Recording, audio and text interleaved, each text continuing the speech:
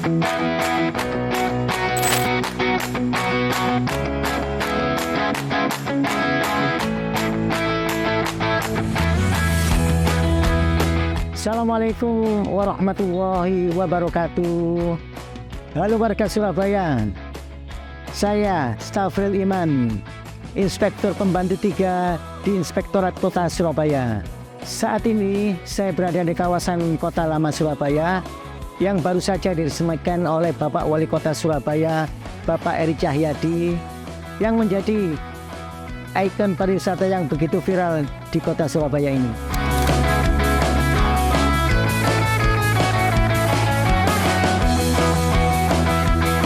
Kawasan Kota Lama ini dulunya pernah menjadi saksi sejarah di mana para pejuang kemerdekaan atau arek-arek Surabaya bertempur melawan penjajah.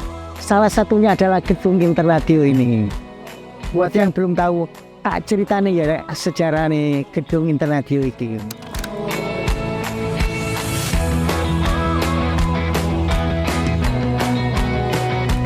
Gedung Interradio terletak di sudut Jalan Herenstraat dan Willemsplein yang sekarang disebut Jalan Jayengrono atau Garuda Surabaya.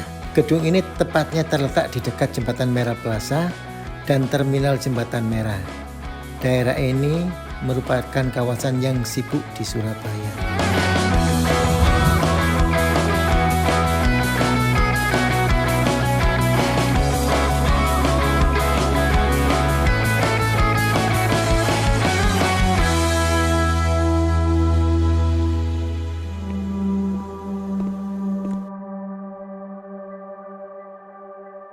Gedung Interradio ini didirikan oleh Insinyur Franz Johann Gijls di tahun 1929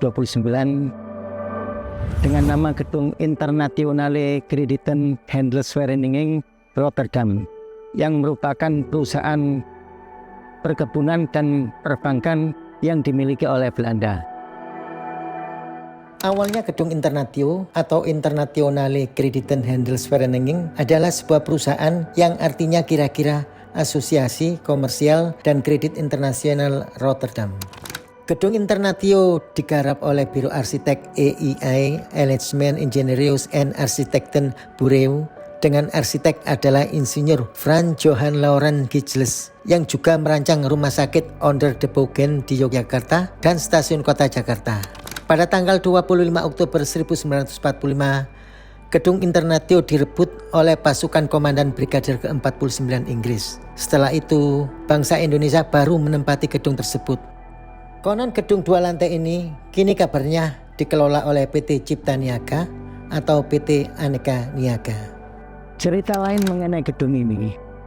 Gedung Interradio ini dibangun semata-mata bukan untuk simbol kejayaan kolonial Belanda, namun juga upaya mereka untuk mendorong masuknya investor untuk berinvestasi di Pulau Jawa ini. Dan juga gedung ini pada waktu itu termasuk gedung yang sangat megah di Kota Surabaya. Tak gila bocah ceritanya ini. Ceritane lagi bahas investasi, Cak. Soale nang Gedung Internasional iki diyen anggone wong Belanda golek investor nang Pulau Jawa. Oh, ngono. Ya wis tak lanjutno ya ceritane maneh. Ayo. Banyak peristiwa penting dari masa lampau hingga kini yang dilalui gedung ini. Pada tanggal 25 Oktober 1945, gedung ini pernah dikuasai oleh pasukan sekutu dan dijadikan markas tentara sekutu. Tidak lama kemudian di tanggal 28 Oktober sampai 30 Oktober 1945 terjadi suatu peristiwa yang sangat bersejarah di mana Komandan Pasukan Tempur Jenderal AWS Malabi terbunuh di depan Taman Jayengrono ini.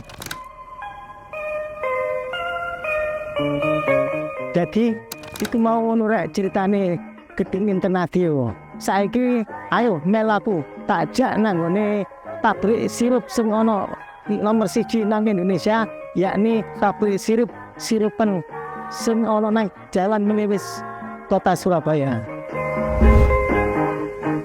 Saat ini kita sudah berada di area pabrik sirup-sirupan yang mana sudah ada sejak zaman Belanda sampai dengan sekarang dan menjadi destinasi kuliner minuman yang ada di kota Surabaya ini.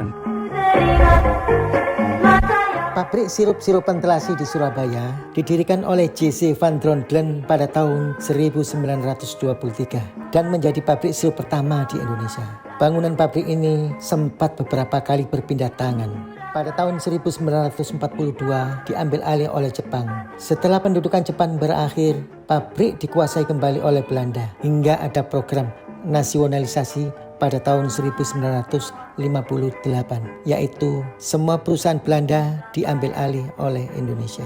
Pada tahun 1962, pabrik diserahkan ke perusahaan industri daerah makanan dan minuman yang dilebur menjadi PD Aneka Pangan di tahun 1985.